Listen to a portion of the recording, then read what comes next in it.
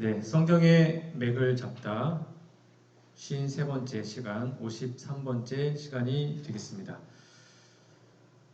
지금 계속 신약을 공부하고 있습니다. 우리 지난 시간에 배웠던 걸 잠깐 복습을 해보면, 지난 시간에는 예수님의 침례에 대해서 함께 공부를 해보았습니다. 예수님이 침례 시에 하나님 말씀하셨죠. 이는 내 사랑하는 아들이요 내 기뻐하는 자라 라고 말씀하신 것이 예수님께만 한 말이 아니라 예수님이 인류의 대표자이시기 때문에 우리 모두에게 하신 말씀이다 라고 말씀드렸고요. 하나님께서는 우리의 대표자로서 말씀하신 겁니다. 예수에게 말씀하신 그 음성은 또한 모든 믿는 자에게, 우리들에게도요, 이는 내 사랑하는 아들이요 내 기뻐하는 자라고 말씀하신다 라고 했습니다. 그래서 예수님의 침례의 의미는 크게 세 가지가 있다고 말씀드렸습니다. 첫 번째는 이는 내 사랑하는 아들 내 기뻐하는 자라, 하나님과 예수님 사이의 관계를 밝히고 있습니다. 예수님이 하나님의 아들로서 또 인류의 대표자로서, 그래서 우리도 예수님 때문에 하나님의 자녀가 될 수 있는 게 침례라 그랬습니다. 두 번째는 이 말의 의미는 예수님께서 곧 공식적으로 인류의 대표자가 되셨다라는 것입니다. 예수님의 승리는 곧 우리의 승리가 된 것입니다. 그것이 침례의 의미였고, 마지막 세 번째가 예수님께서 왕으로서 기름 부음하셨다. 침례는 곧 기름 부음이다 라고 지난 시간에 다 설명을 드렸습니다. 그래서 이제 우리도 침례를 받았기 때문에 우리도 기름 부음을 받았어요. 그러니까 우리 개인의 공생애를 살아야 된다라고 말씀을 드렸습니다. 이게 마태복음 3장 내용이었고요. 그럼 마태복음 5장을 좀 펴보시면, 마태복음 5장부터 7장까지는 우리가 보통 뭐라고 말을 하죠? 산상보훈 또는 산상수훈, 산상교훈 이렇게 말을 합니다. 예수님께서 산 위에 올라가서 말씀하신 하나의 가르침이죠. 한마디로 산상보훈은 하나님의 나라의 백성이 되고자, 아니요, 하나님 나라의 백성이 된 사람들이 어떻게 살아야 되는지 기록한 책입니다. 그러니까 우리가 만약에 하나님의 자녀이고 우리가 침례를 받았고 은혜의 왕국에 들어갔다라고 말을 한다면 우리는 마태복음 5장, 6장, 7장의 내용처럼 살아야 된다는 것입니다. 원수까지 사랑하고 뺨 맞으면 돌려대고 이런 거 다 있잖아요. 그런 것들이 기록이 되어 있습니다. 여러분, 언약 이미지에서 우리 산과 평지 다 기억나십니까? 산은 어떤 것이라고 그랬죠? 복습해 볼게요. 언약 이미지에서 산은 뭐라고 그랬어요? 하나님의 언약 백성들이 거하는 곳이 산이었습니다. 평지는요? 반언약 세력들이 거하는 곳이 평지입니다. 그러니까 우리가 평지에 있으면 안 돼요. 산에 있어야 그게 구원받는 사람들의 모습이었습니다. 성경은 쭉 계속 산에 대해서 말을 하는데, 시내산에서 언약을 맺었고 갈멜산에서 언약을 회복하셨고요. 그 다음에 시온산에 곧 14만 4천이 서게 되죠. 이렇게 산은 언약과 아주 밀접한 관련이 있습니다. 근데 예수님께서 어디서요? 산상에서 귀한 하나님의 말씀을 전하고 있는 것이 마태복음 5장, 6장, 7장에 있는 말씀입니다. 이 산상보훈은, 산상수훈은 우리가 알다시피 구약의 레위기, 민수기, 신명기, 구약의 여러 율법들이 있잖아요. 그 율법의 의미를 좀 더 확대해서 더 크게 설명하는 내용으로 알고 있습니다. 몇 개만 좀 보도록 할게요. 여러분 너무나 잘 아시는 말씀들이 있어서 다 하지 않겠습니다. 한 예를 들어보면 마태복음 5장 39절, 나는 너희에게 이르노니 악한 자를 대적하지 말라. 그러니까 구약의 법은 눈은 눈으로, 이는 이로, 그러니까 누가 나 눈 때리면 나 똑같이 눈 때리고, 누가 나 이빨 부러뜨리면 이빨 부러뜨리고, 그게 구약의 법이었잖아요. 근데 예수님이 뭐라 하셨냐면 그렇게 하지 말고 누군지 내 오른편 뺨을 치거든 왼편도 돌려대며 라고 기록을 합니다. 여러분 누군가를 한 대 딱 때렸는데 야, 더 때려봐 이렇게 돌려대면 기분이 좋을 것 같아요? 안 좋을 것 같아요? 아유, 하나님께서 반대도 드려야겠습니다. 이렇게 막 되면 이게 그런 의미일까요? 여러분, 왜 하필이면 오른편 뺨일까요? 생각해보세요. 보통 저도 이제 오른손잡이인데 보통 오른손잡이잖아요. 상대방은 저랑 반대로 있습니다. 제가 오른손으로 뺨을 치면 상대방은 왼편을 맞아요? 오른편을 맞아요? 어디를 맞죠? 왼편을 맞습니다. 그렇죠? 근데 여기에는 누구든지 내 오른편 뺨을 치거든 왼편도 돌려대라고 말을 합니다. 이게 무슨 말일까요? 그러면 앞으로 때릴 때는 왼손으로 때려야 되실까요? 이게 어떤 의미가 있냐면 제가 이제 상대방에게 오른뺨을 때리려면 왼손으로 때리든지 아니면 오른손으로 손등으로 때리든지 해야 됩니다. 그러니까 그 당시에 손등으로 때리는 것은 어떤 의미가 있냐면 무시하거나 조롱하는 의미가 있었다고 합니다. 그러니까 야, 이거 뭐야? 이렇게 때리는 걸 말하는 거예요. 그러니까 이렇게 빡 때리는 게 아니라 이렇게 때리는 걸 말하는 겁니다. 이게 조롱하고 무시하는 경우가 의미가 있다고 해요. 그때 왼편도 돌려대라고 말을 합니다. 쉽게 말하면 누군가 나를 화나게 하고 뭐 해도 절대로 보복하지 말고 참으라는 것이죠. 이게 이 말씀의 핵심입니다. 하나 더 보시면 마태복음 5장 40절에 보면 또 너를 고발하여 속옷을 가지고자 하는 자에게 겉옷까지도 가지게 하며 이것도 여러분 좀 말이 좀 이상하잖아요. 겉옷을 가지고자 하는 자에게 속옷을 줘야 되는 거 아니에요? 근데 속옷을 가지고자 하는 자에게 겉옷도 주래요. 자 보세요. 누군가가 여러분한테 야 나 너 속옷 좀 줘. 그러면 속옷을 주려면 겉옷을 먼저 벗어야 되죠. 벗은 다음에 속옷만 주고 겉옷 입지 말고 이왕 벗었으니 다 주라는 거예요. 이게 그 의미가 있습니다. 쉽게 말하면 하나님의 나라의 백성들은 그냥 마지 못해서 억지로 하는 것이 아니라 이왕 할 거면 화끈하게 선행을 베풀라라고 말하는 것입니다. 이거는 문자 그대로 이렇게 하라는 뜻이 아니고 이렇게 할 정도로 우리의 마음이 사랑으로 충만해야 된다고 말하는 것입니다. 이왕이면 적극적으로 자발적으로 하라는 거죠. 하나 더 볼까요? 마태복음 5장 41절에 보면 또 누구든지 너로 억지로 오리를 가게 하거든 그 사람과 심리를 동행하고 이것도 되게 재미있는 표현입니다. 누군가가 저한테 억지로 오리 가게 하면 혼자 심리가 아니라 그 사람과 심리를 더 가라는 것입니다. 결국 하나님 나라의 이상이 구약의 신명기와 율법에 기초하는 그 정도의 나라가 아니에요. 구약의 그냥 옛 언약의 나라가 아니라 진짜 하나님 나라의 원형, 하나님 나라의 진짜 모습은 이렇게 서로 사랑하고 용납하고 베풀어 주는 것이 충만해질 때 그 나라가 완성된다는 것입니다. 생각해 보세요. 이렇게 만약에 하나님 나라 백성들이 우리들이 이러한 마음으로 살아간다면 그 나라가 행복하지 않겠습니까? 이렇게 내 마음속에 언약적 사랑, 헤세드가 충만할 때 진짜 하나님 나라의 백성이 될 수 있는 것입니다. 우리 마음속에 이런 마음이 없으면 우리 하늘에 못 간다는 거예요. 쉽게 말하면.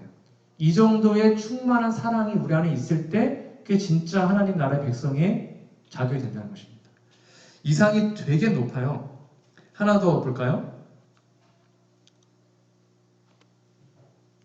나는 너희에게 이르노니 너희 원수를 사랑하며 이게 우리 일반적 본성을 불가능하잖아요. 너희를 박해하는 자를 위해서 저주하라가 아니라 기도하라. 이같이 한즉 하늘에 계신 너희 아버지의 아들이 되리니 하나님의 아들이 되려면 뭘 해야 된다는 거예요? 원수 사랑하고 박해한 자를 위해서 기도하는 마음이 있는 사람이 그런 사랑을 가질 때 진짜 하나님의 아들이 된대요. 성경 문자적으로 보면 이는 하나님의 그 해를 악인과 선인에게 비추시며 비를 의로운 자와 불의한 자에게 내려주십니다. 쉽게 말하면 우리의 원수들도 하나님의 자녀이기 때문에 그 원수들을 내 형제처럼 진심으로 사랑하는 마음이 있는 사람이 하나님 나라의 백성이다 라고 말을 하고 있는 것입니다. 이것이 바로 하나님 나라의 아들, 자녀들의 자격입니다. 우리가 하나님의 자녀가 된다는 것은 곧 아버지 하나님처럼 된다는 거죠. 여러분 이게 우리 힘으로 가능한 것일까요? 그러므로 산상보훈 마태복음 5장, 6장, 7장을 그냥 쫙 요약하면 요겁니다. 너희가 진정 하나님의 헤세드는 언약적 사랑이라고 그랬죠. 구약에서. 그 헤세드를 깨닫고 그분의 언약의 가치를 안다면 우리가 진짜 그 언약을 진심으로 경험했다면 이제 너희도 너희의 이웃에 대하여 심지어 원수까지라도 그 언약적 사랑을 나누어 주는 우리가 이웃들에게 언약주로 살아가라고 말하는 것이 산상보훈의 핵심입니다. 여러분, 이런 배경을 우리가 좀 이해하지 못하면 이 말씀을 정말 부담스럽게 여겨질 수 있습니다. 여러분, 마태복음 5장 48절 이 말씀 여러분 읽을 때 좀 이렇게 아멘 되세요? 아니면 부담스러우세요? 그러므로 하늘에 계신 너희 아버지의 온전하신 같이 너희도 온전하라. 우리가 하나님처럼 완벽할 수 있습니까? 이게 소위 말하는 완전주의자들이 말하는 좋아하는 본문입니다. 여기 분명히 문자대로 보면 하나님 아버지가 완벽하시죠? 그렇죠? 흠이 없으시죠? 완전하신 같이 우리도 온전해야 된다고 말합니다. 여기서 말하는 온전이 무엇일까요? 여러분, 이거 옆에다가 써 놓으시면 됩니다. 이 평행 구절이 뭐냐면 누가복음에도 산상보훈이 한 번 더 나오거든요.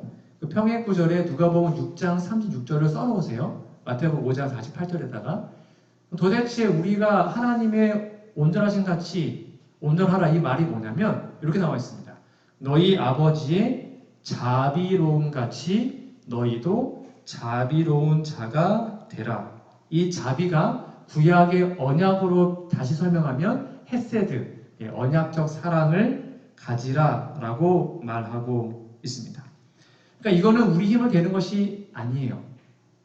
하나님께서 그 사랑하는 마음을 우리에게 주셔야 되죠.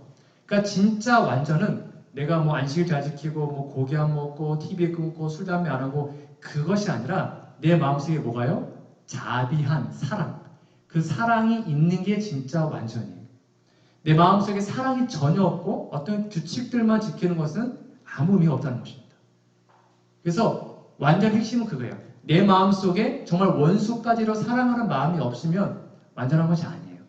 그런 마음을 달라고 기도하는 게 하나님께 우리가 드리는 기도의 모습인 것입니다. 행동이 아닙니다. 마음의 본성의 변화이죠. 그리고 그 다음에 6장에 보시면 마태복음 6장입니다. 우리가 잘 아는 주기도문이 나옵니다. 여러분, 주기도문은 한마디로 새 언약을 사모하는 하나님의 나라의 백성들이 하나님의 나라가 정말 이 땅에 빨리 도래하기를 기다리는 마음으로 하는 기도입니다. 그래서 이게 예수님이 가르쳐줬기 때문에 주기도문이지만 엄밀히 말하면 예수님은 하나님과의 관계에서 언약 종이었죠. 우리도 이 기도를 드릴 때는 언약 종으로 드리잖아요. 그러니까 엄밀히 말하면 이 기도는 주기도문이 아니라 종의 기도문 이렇게 바꿔야 맞습니다. 여하튼 여러분, 제가 우리 언약을 공부할 때 기도를 정의 드렸습니다. 기억하시는지 모르겠습니다. 이건 이제 재작년에 했던 건데 아마 기억 안 나실 겁니다. 기도를 언약적으로 정의하면 이렇게 됩니다. 언약 종이 저희들이요 언약을 근거로 언약주에게 법적으로 호소하는 것입니다. 그래서 기도할 때 제가 가장 속된 말로 기도빨이라고 그러죠. 기도가 제일 잘 응답되는 방법이 뭐라고 그랬죠? 성경 말씀을 쫙 피시고, 이게 언약서니까요. 말씀을 피고 하나님 여기 마태복음 몇 장 몇 절에 이 말씀대로 저에게 이루어 주세요 하면 하나님은 안 이루어 줄 수가 없어요. 언약을 근거로 기도하기 때문인 것입니다. 그게 기도의 정의입니다. 이거 꼭 기억해 주세요. 그냥 기도하시면 안 돼요. 반드시 말씀을 근거로, 언약을 근거로 합법적으로 기도하는 것이 기도의 정의입니다. 자, 그러면 이 개념을 갖고 우리가 이제 주기도문을 잠깐 좀 살펴볼 텐데요. 아마 요거는 다 외우시죠? 주기도문은 다 외우실 텐데. 그러면 너희는 이렇게 기도하라. 하늘에 계신 우리 아버지여 라고 말하고 있습니다. 우리가 저도 뭐 가끔 이제 실수할 때가 있지만 여러분 기도하실 때 하나님 아버지 온 우주를 창조하신 전능하신 하나님 막 이렇게 하시면 안 돼요. 그렇게 하지 말라 그랬습니다. 성경에 예언시에 보면 여기 보면 하나님이라고는 안 해도 됩니다. 뭐로 나와 있어요? 하늘에 계신 우리 아버지라고 그랬습니다. 그러니까 하나님도 할 필요 없어요. 그냥 하늘 아버지 또는 우리들의 아버지 아니면 사랑이 많으신 아버지 이렇게 아버지라고 부르면 돼요. 이게 제일 중요한 핵심입니다. 이 부분을 이렇게 말하고 있습니다. 산상보훈 103페이지에 보면 예수님께서 당신의 아버지를, 즉 하나님을 우리의 아버지로 부르도록 가르치신다. 그러니까 하나님이 우리 아버지라는 거죠. 그거를 명확하게 알아라는 것입니다. 예를 들면 우리 지환이랑 지민이가 지윤이가 저의 직함은 목사이죠.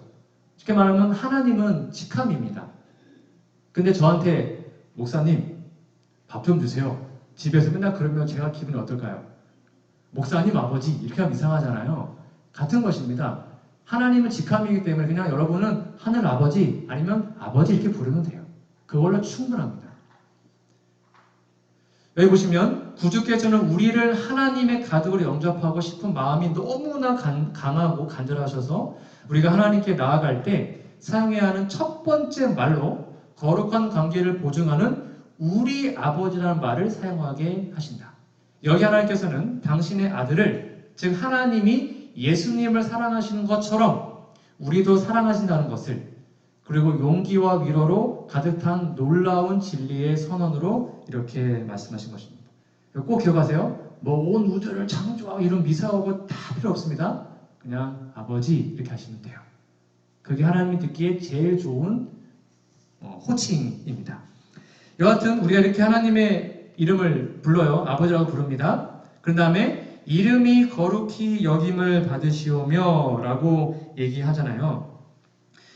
여러분, 우리가 하나님의 이름을 거룩히 여기는 방법이 무엇일까요?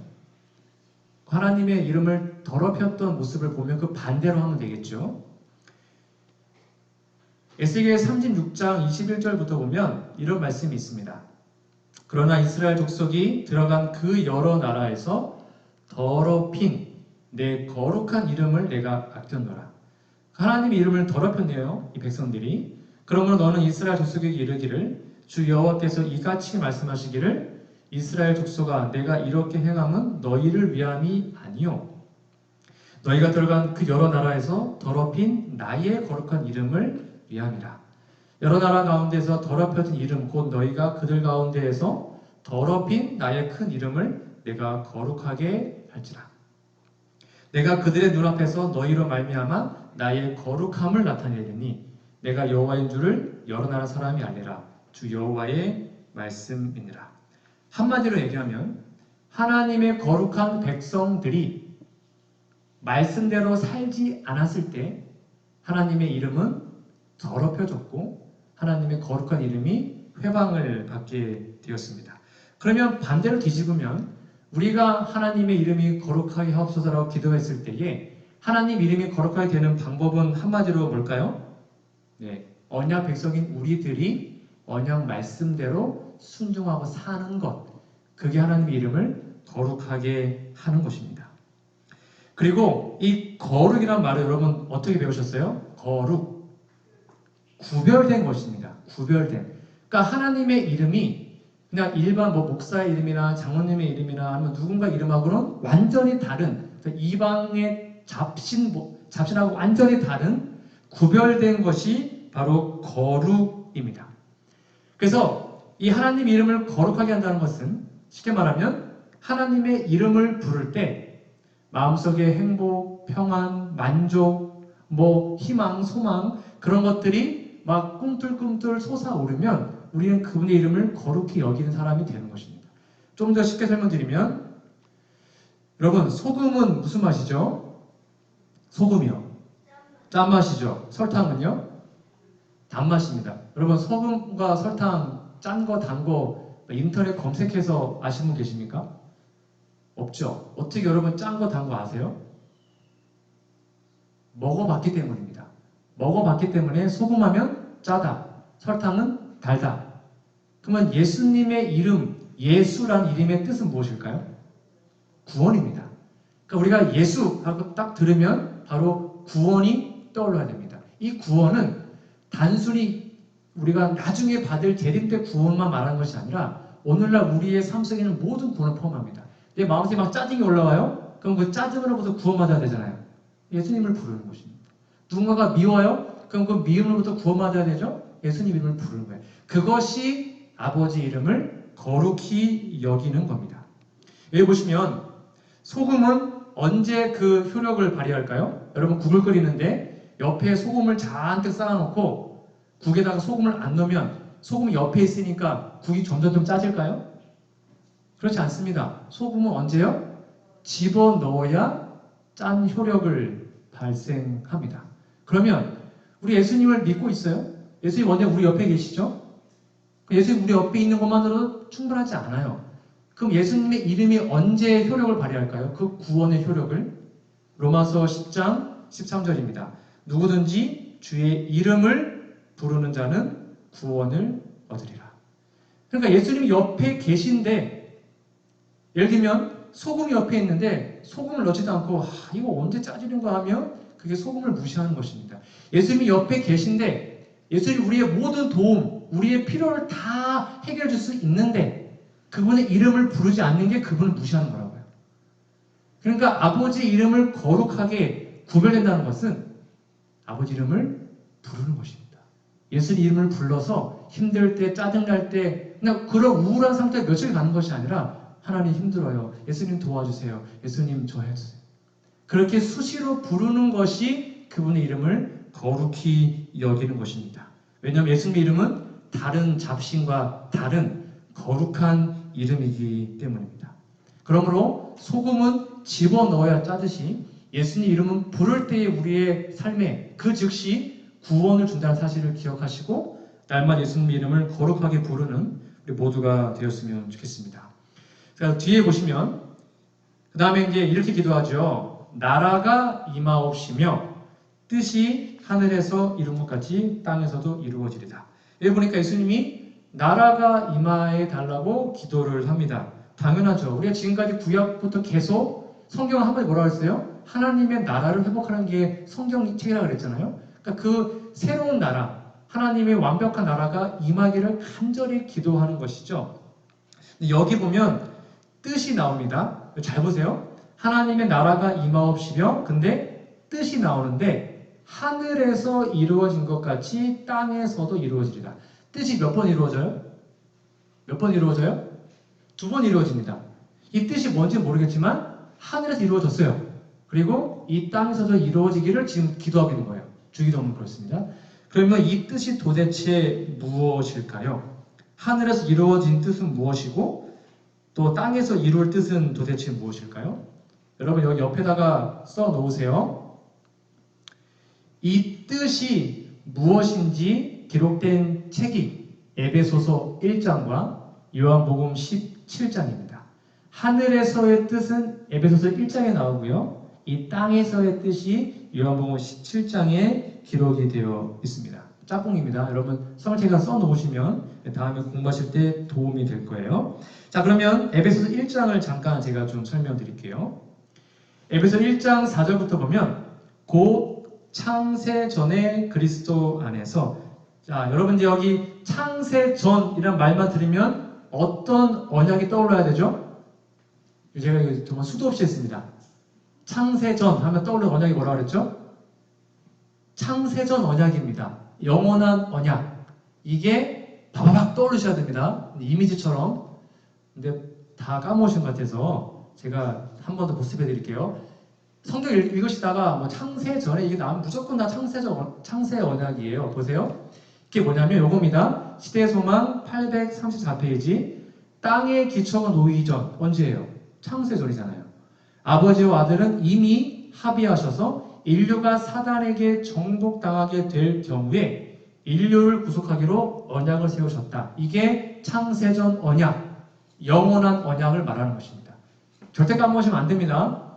그들은 즉 하나님과 예수님이 손을 굳게 잡으시고, 활려서 다 본 거예요. 언약 맺을 때 손잡는다 그랬죠. 그렇죠? 손을 굳게 잡으시고 그리스도께서 인류를 위하여 보증인, 즉 원래 언약을 어기면 죽어야 되는 것입니다. 짐승이 죽듯이. 근데 예수님이 보증을 쓴 겁니다. 이 지구의 사람들이 언약 어겨도 내가 보증 씁니다. 여러분 보증 쓰면 누가 죽어야 되는 거예요? 보증인이 죽는 거예요. 예수님이 이미 창세 전에 보증 섰다는 겁니다. 우리의 생명을 위해서 보증인이 될 것이라는 엄숙한 서약을 언약을 했다는 거예요. 이 서약을 그리스도께서 성취시킨 것이다. 그러니까 하늘에서 뜻, 이게 창세 언약을 말하는 것이고요. 주기도문에서. 그다음에 십자가 위에서 다 이루었다. 이게 땅에서 그 뜻이 이루어진 걸 말하는 것입니다. 그게 주기도문에서 말하고 있는 것의 핵심이에요. 다 이뤘다고 부르짖었을 때에 그분은 아버지께 그 사실을 말씀드렸다. 언약은 완전히 이행되었다.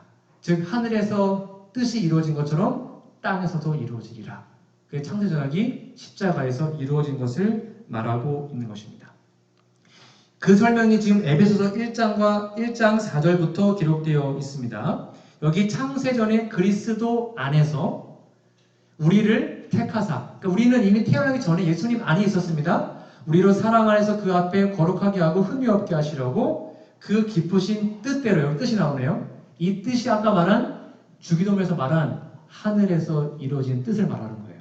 이해가시죠? 그 뜻대로 우리를 예정하셨습니다. 구원받기로 예정하셨어요. 예수 그리스도로 말미암아 자기의 아들들이 되게 하셨으니 라고 얘기합니다. 즉 창세전에 하나님께서 예수님을 함께 언약 맺을 때에 우리도 그 안에 있었습니다. 그러니까 하나님은 언약주, 예수님은 언약 종이 됐는데 우리가 예수님 안에 거했기 때문에 이제 우리도 예수님처럼 하나님의 뭐가요? 아들들, 즉 자녀들이 된 것입니다. 이것이 바로 그 뜻의 비밀, 창세 언약을 말하고 있습니다. 여러분 꼭 기억해 주시면 좋겠습니다. 그래서 그 뜻이 또 나옵니다. 에베소서 1장 7절 우리는 그리스도 안에서 그의 은혜의 풍성함을 따라 그의 피로 말미암아 속량 곧 죄사함을 받았느니라. 이는 그가 모든 지혜와 총명 우리에게 넘치게 하사 그 뜻, 여기 뜻이 나오네요. 이것도 주기도문의 그 뜻과 같은 것입니다. 그 뜻의 비밀을, 이것이 바로 창세 언약을 말하는 것이고요.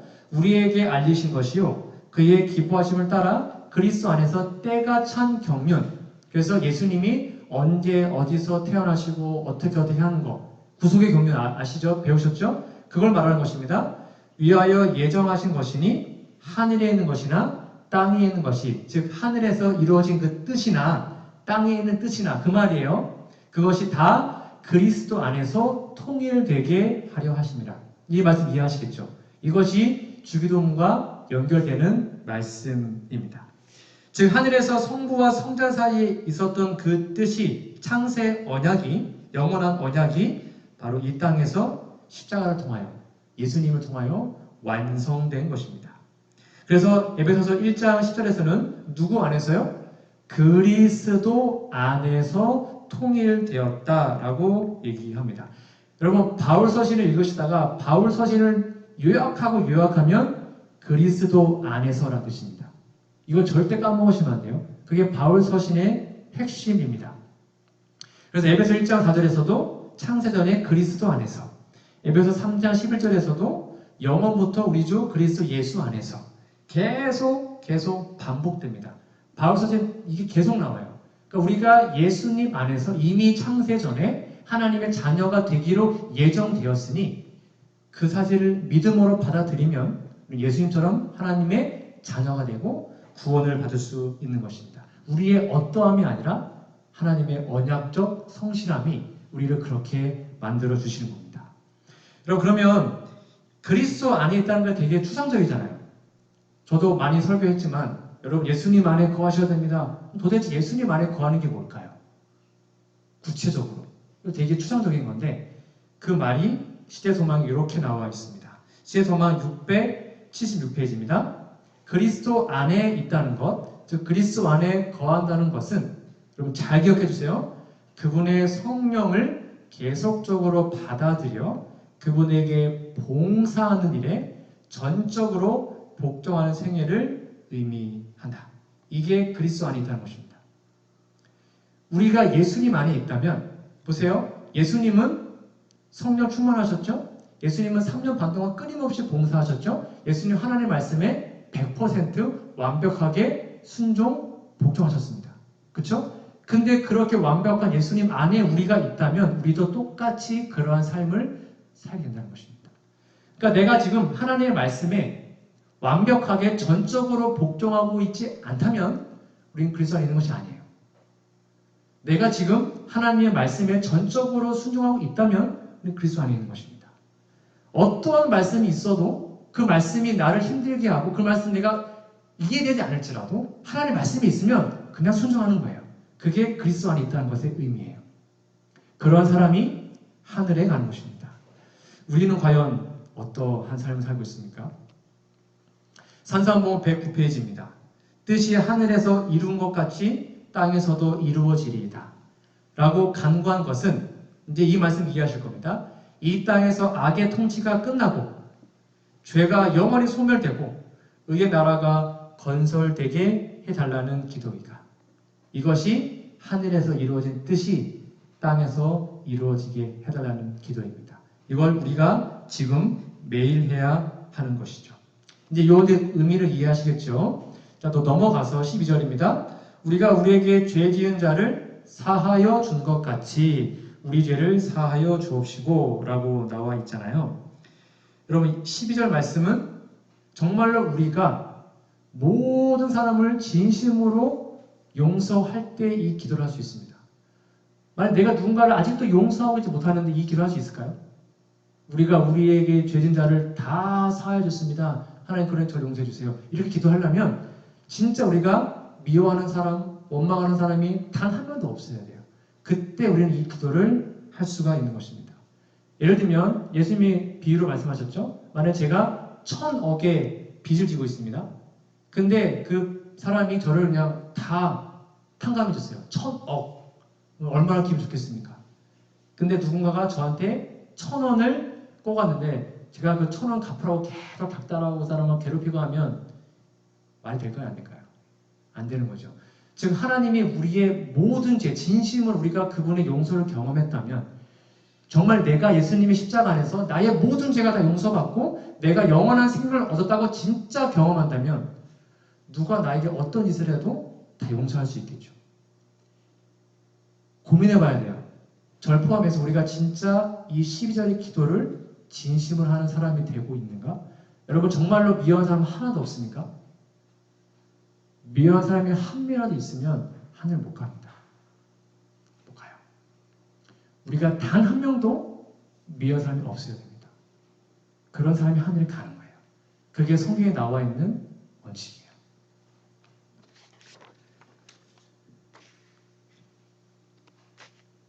산상보험 113페이지입니다. 예수께서는 우리가 다른 사람들을 용서해 줄 때만, 여러분 잘 보세요. 우리가 다른 사람들을 용서해 줄 때만 하나님께 용서를 받을 수 있다고 가르치십니다. 절대 까먹으시면 안 됩니다. 그들이 우리에게 아무리 심한 상처를 줄지라도 불만을 품거나 상처받은 자신을 동정하지 말고 우리가 하나님께 범죄한 것을 용서받으려 하는 것처럼 우리에게 잘못한 모든 사람을 용서해 주어야 한다. 이것도 내 힘으로 하는 것이 아닙니다. 내가 먼저 그분의 그 아가페 사랑, 원하서 사랑을 경험하게 되면 1000억의 빚을 탕감받게 되면 내가 진짜 내 모든 죄를 용서받은 걸 진짜 경험하면 있는 다른 사람들을 용서할 수 있게 되는 것입니다.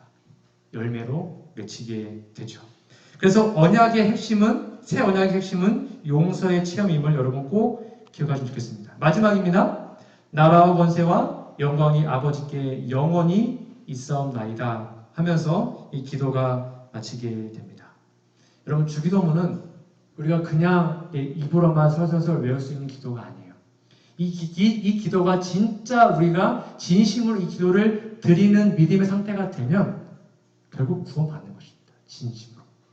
우리는 이 말씀, 이 기도를 진심으로 하나님께 드리는 사람이 되고 있는지를 고민해 봐야 합니다.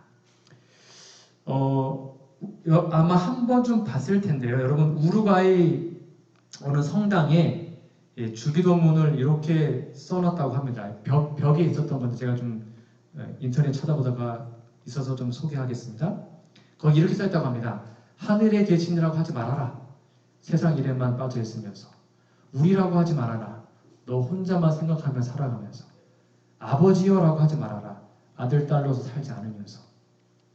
좀 잘 생각해보세요. 우리의 삶을 좀 비교해보시면서. 이름이 거룩히 여김을 받으시오며라고 하지 말아라. 자기 이름을 빛내기 위해서 안간힘을 쓰면서. 나라가 임하옵시오며 라고 하지 말아라. 물질 만능의 나라를 원하면서. 뜻이 하늘에서 이룬 것 같이 땅에서도 이루어지리다라고 하지 말아라. 내 뜻대로 되기를 원하면서 오늘날 우리에게 일용할 양식을 주옵시고 하지 말아라. 가난한 이들을 본체 만체 하면서 우리가 우리에게 죄 지은 자를 사하여 준 것 같이 우리 죄를 사하여 주옵시고 하지 말아라. 누군가에게 아직도 앙심을 품고 있으면서 우리를 시험에 들게 하지 마옵시고 하지 말아라.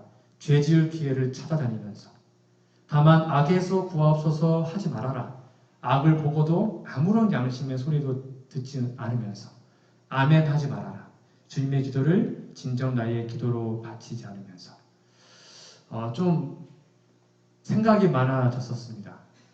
나는 진짜 이 주기도문을 자주 외우지만 진심으로 기도가 내 삶에 이루어지기를 바라면서 외웠는가 고민해 보았습니다. 여러분 우리가 진심으로 이 기도문이 우리의 삶에 이루어지도록 한번 같이 좀 읽어보실까요? 시작. 하늘에 계신 우리 아버지여 이름이 거룩히 여김을 받으시오며 나라가 임하옵시며 뜻이 하늘에서 이루어진 것 같이 땅에서도 이루어지이다. 오늘날 우리에게 일용할 양식을 주시옵고 우리가 우리에게 죄 지은 자를 사하여 준 것 같이 우리 죄를 사하여 주시옵고 우리를 시험에 들게 하지 마시옵고 다만 악에서 구하옵소서. 나라와 권세와 영광이 아버지께 영원히 있사옵나이다. 아멘. 다시 한번 호소드립니다. 이 기도문이 오늘날 우리의 진심어린 기도가 되기를 간절히 바라고 혹 이 기도가 우리의 입에서 막힐 때에 우리의 신앙에 문제가 있다는 걸 기억하시고 하나님께 나아가셔서 우리의 신앙을 회복시켜달라고 기도하셔서 정말 단 한 명도 멸망당하는 것이 아니라 진심으로 구원받고 행복 하늘에 함께 가는 모두가 되기를 바라면서 오늘 말씀을 마치도록 하겠습니다. 우리들의 하늘아버지, 오늘 가르쳐주신 주님의 기도문을 저희가 진심으로 하나님께 드릴 수 있는 그런 마음과 신앙을 갖도록 저희들에게 축복 허락해 주시옵기를 예수님의 이름으로 간절히 기도합니다.